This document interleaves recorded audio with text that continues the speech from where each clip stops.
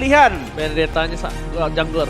mengingatkan gue sama Isan Luminaire kalau Parsia kepick ya. Karena gue ngeliat Isan Luminaire tuh, tau ya gue Ican tuh kalau ngeliat Parsia, kayak dia jago banget Parsia. Tapi yang lainnya sekarang biasa aja gitu. Positioning kali ya? Oh Ican ya. Positioning Dan juga infonya. Ya, gue nontonin kalau dia lagi live stream bercanda aja infonya. Iya, infonya juga tetap bagus.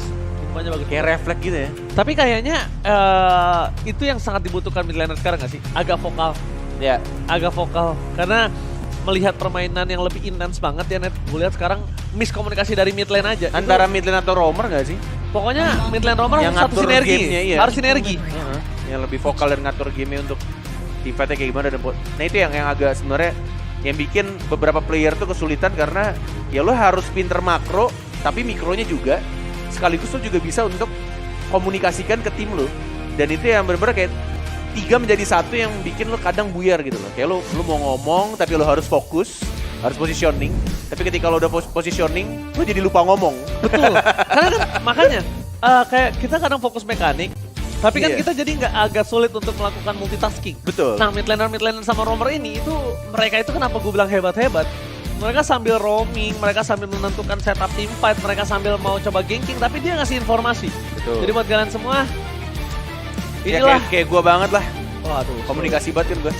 Oke, kita bakal lihat di mana draftnya dari kedua belah tim ya, pengen langsung ya. Dreams, Brans, Persik, dan Psychots bersama dengan Hijume. Kali ini bisa dibilang Hijume agak dapat sedikit keuntungan. Walaupun bisa dibilang tercopy dengan posisi dari seorang Valentina.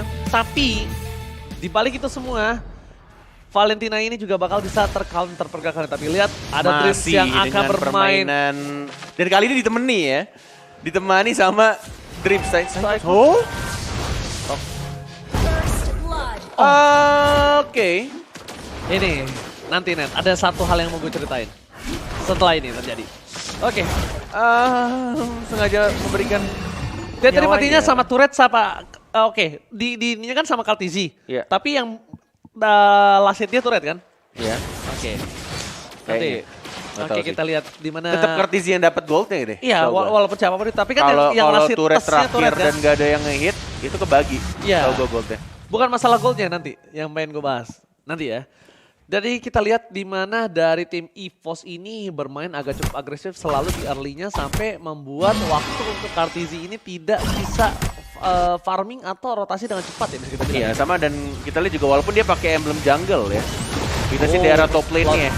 Harusnya first blood udah karena punya range yang gue bilang tadi Benny QT dengan menggunakan Bruno-nya. Dan balik lagi ke pembahasan ke jungler, sekarang Kartizi harusnya jauh lebih lambat rotasinya. Harusnya ya, karena Versik mau pakai Akai yang hitungannya dia untuk farmingnya akan lebih cepat.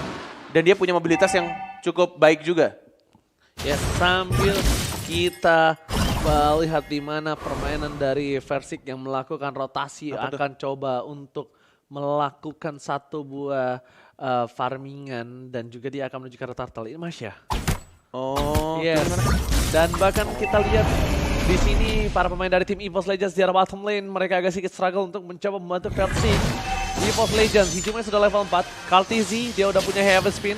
Dan ini ternyata di Petrify ditutup dan Watchers! Satu Heavy Spin tadi dikeluarkan, maka coba dibalikan kembali ke kanan. Tapi lihat adu gangsing yang dilakukan oleh pemain tim EVOS Legends.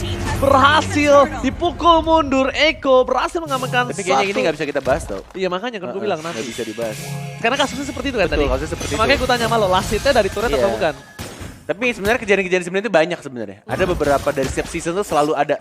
Nah itulah Makanya sebenarnya bilang nanti. Yes, itulah kelebihan dari pro player dan kelebihan kita juga kalau misalkan kita nge-apply kartu kredit HSBC Visa Platinum karena kita bisa dapetin cashback 750.000 dan juga 2 kali poin rewards dari tiap transaksi untuk kalian yang suka belanja dari fashion atau kalian yang suka makan-makan, apalagi kalau kalian sering ke luar negeri, jadi pembayarannya nggak ribet dan kalian dapat keuntungan yang banyak banget.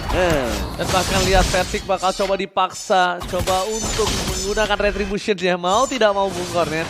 Dan ini bisa dibilang ini mirroring dari segi offlanernya. Psychos ganggu ke arah Kaltizi, dari Sanford ganggu ke arah seorang Versik. Walaupun keuntungan ini ada di tangan dari seorang Versik yang mungkin notabene-nya dia adalah seorang tank jungler. Iya, tank jungler. Kita sini di arah bottom lane ya. Psychos masih mencoba untuk menggunakan sprintnya. Dengan regeneration-nya yang dia pakai dan masih bisa bertahan, harusnya ada Cyclone Eye juga yang membuat dirinya bisa escape.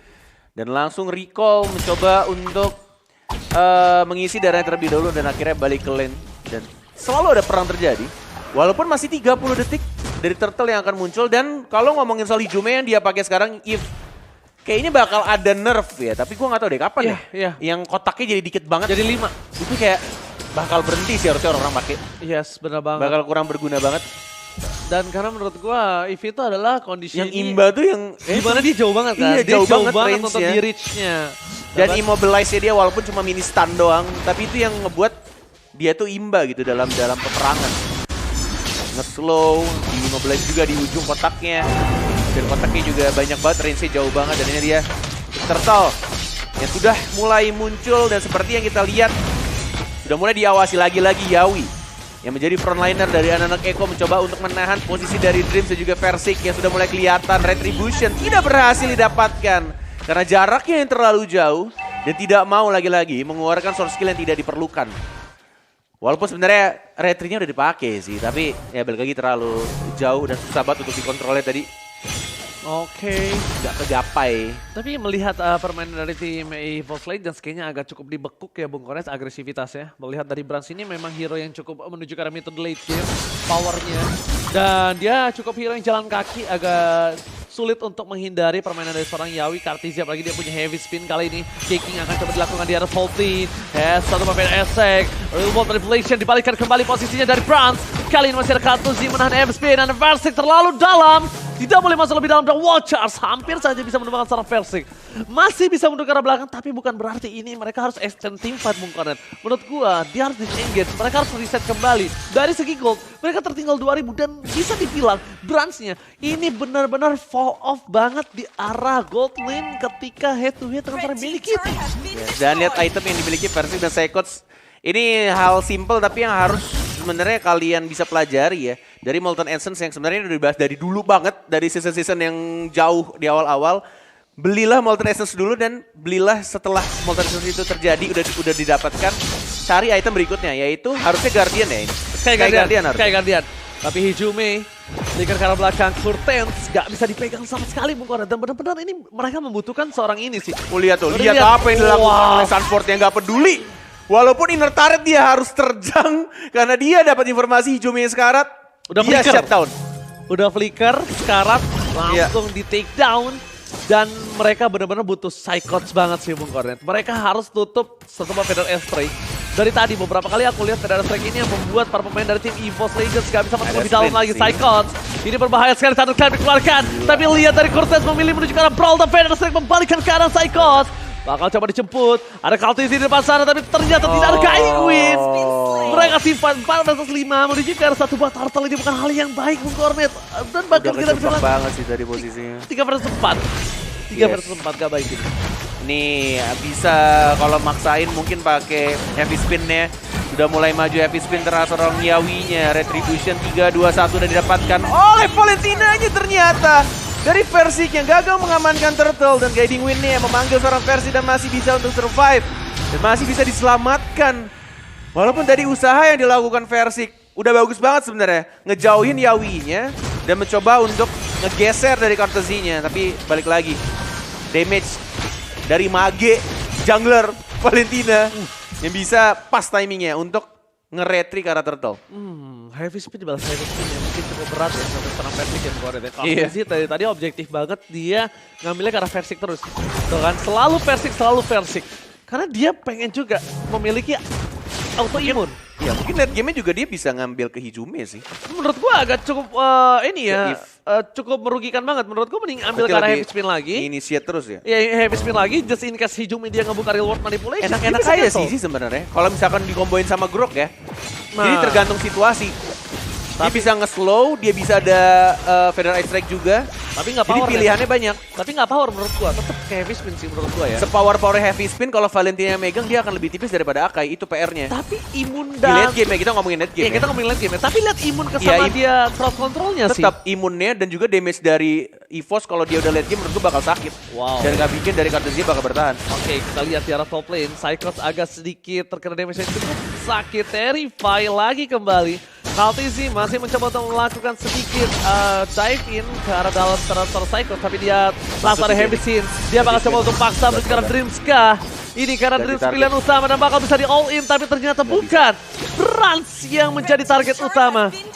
Satu poin turret didapatkan lagi oleh tim Echo di arah bottom lane, Bung Korni. Objektif yang benar-benar baik banget di game kedua. Ini jauh lebih rapih. Walaupun gue Indo Pride, tapi gue harus sadar juga kalau anak Eko di game kedua ini jauh lebih disiplin, lebih rapi dari early game-nya menuju mid game. Karena sebentar lagi menit 10 menuju mid game-nya. Dan tampaknya Lord yang sudah mulai muncul, walaupun ini masih lot yang pertama. Tapi mereka sudah sangat pede banget untuk mencoba untuk membuka Yawi. Terlalu cepat dia dengan darah 1 bar dan dia masih pede banget gak pakai flicker dan gak pakai ultinya. Karena dia pengen coba initiate. Wacas dia akan coba nutup Hijume. Hijumenya gak lihat. Hijumenya terdeteksi. Yawi lihat dia fokus untuk dapetin satu buah. Hijume tapi ternyata heavy spin. Berhasil didapatkan. Ini dia keuntungan dari heavy spin. Berhasil mengadu sebuah gangsing. Mengadu juga retribution. Sama-sama power walaupun dia tidak punya durability yang kuat seperti dari seorang Akanya dan Sanford. Belum late game, ini masih mid game. Yes, belum. Jadi sebenarnya gue juga setuju soal itu. Tapi balik lagi kalau misalkan late game dia mau kombinasikan dengan damage yang dia punya, itu dia pilihannya banyak sebenarnya. Yes, betul juga karena dia magical juga, ya kan, punya power juga. Banyak yang bisa dilakukan, tapi EVOS gimana caranya tapi sekarang? pilihan yang bagus Courtesy kalau misalkan dia lagi mau rebutan Lord kayak tadi sih. Dia punya imun dan kayak di adu heavy spinnya yang ngebuat dari versiknya agak sedikit sulit sih. Kayak Aka itu sebenarnya hero yang bisa dibilang dia bakal menang retri itu mengandalkan skill satu dia sama heavy spinnya. Tapi kalau sama-sama keadu gasing kayak gitu, itu agak-agak sulit untuk dapetin retrinya. Bahkan bisa dibilang heavy spin di arah late game juga untuk defensif seorang Kaltizi sendiri.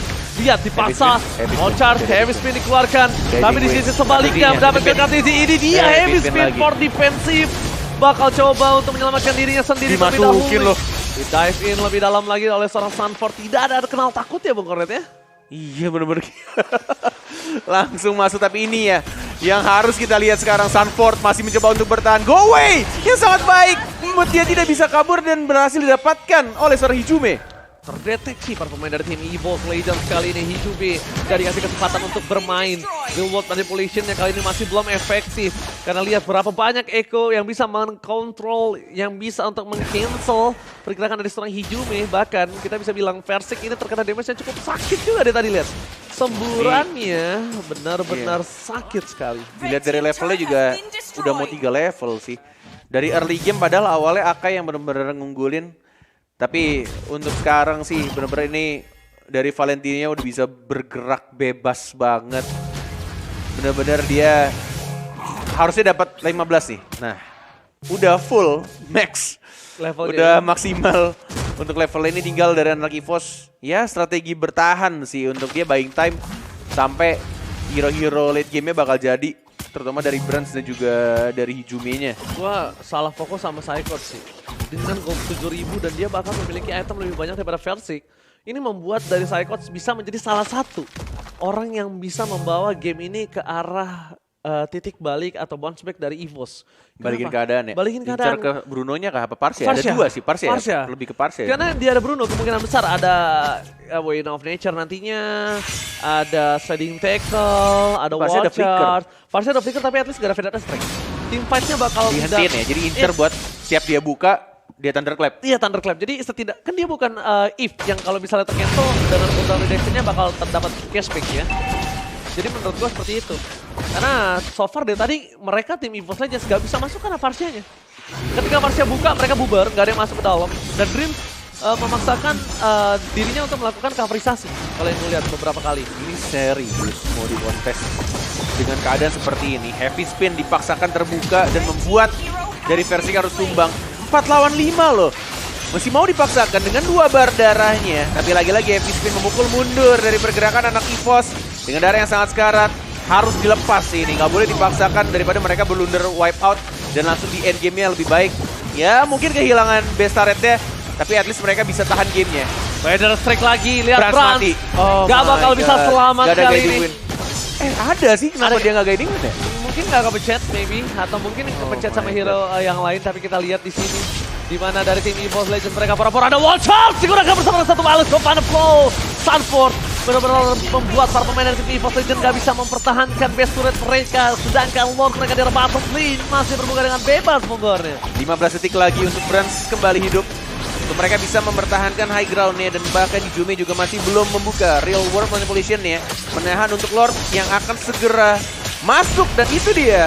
Hantaman dari seorang Lord mendapatkan satu turret lagi. Base turret di arah bawah sudah hancur menuju ke arah atas. Pergerakan dari lane management yang sangat baik dari anak-anak Iko yang mencoba untuk menghajar ke Psychots yang tubuhnya sangat tebal. Federal Strike tidak berhasil untuk digagalkan dan bahkan Psychots-nya low, tapi masih bisa ada Guiding Wind yang menyelamatkan dirinya, tapi harus merelakan lagi dan lagi. Semua base turretnya hancur, mengancar ke arah Brands-nya, tapi kita lihat masih coba untuk menahan serangan, membersihkan minion terlebih dahulu dan membuat anak-anak Iko harus mundur. Hanford, dia diam-diam mencoba untuk mencolek base-nya. Terkaget-terkejut, terheran-heran. Saya Gimana Ji melihat menurut lo Ji? apa? Ruginya kayak mana ini? Ini rugi benar namanya nih. Rugi benar karena nggak bisa lagi dibendung dengan ada 10.000 gold difference. Best turret terbuka dengan bebas. Lihat 3 orang players goldnya dipegang oleh tim dari Echo. Dreams nggak boleh terlalu dive in, terlalu offside kalau bahkan tidak ada penjemputan. Ijume sekalipun dari tadi kita lihat real world manipulation-nya di cancel. Jadi benar-benar kayak para pemain dari tim Echo, mereka nggak ada takut-takutnya untuk meng-cancel. Oke, lu ada cashback dalam cooldown, urusan belakang intinya lu down. Oke, gue nggak mikirin. Sanfordnya juga kayak pede banget ya. PD masuk ke dalam urusan belakang. Gila, Abid Ansel banget. Wah, tidak. Saya jadi harus jujur kan. Itu ya, itu tugas job desk dari seorang offlaner yang baik dan benar. Pede banget, pede mampus. Benar-benar incer targeting ke arah backlinernya. Dan dia pede juga punya Petrify, bahkan ada Ivern Eye-nya juga yang digunakan gak asal-asalan gitu. Jadi dia manfaatin dari Electro-Final Blow yang bikin pasifnya juga bisa cepat kembali, penuh kembali maksudnya. Dan dia bisa bikin ya ngedash itu bisa berkali-kali gitu ketika dia udah manfaatin ultinya. 2 kali dari seorang Psychots menuju ke arah BDQT menurut aku agak kurang cukup efektif. Coba mulai arah ke arah Kartens kali ini. Coba aja dicoba gitu. Tutup Federal Strike-nya. Karena ini berimpact untuk seorang Brans ya Bu Kordet. Brans jadi dia akan leluasa bermain untuk memberikan deal damage-nya. Dia setidaknya akan coba menjaga posisinya dari seorang Yawi, bukan dari seorang Farsha.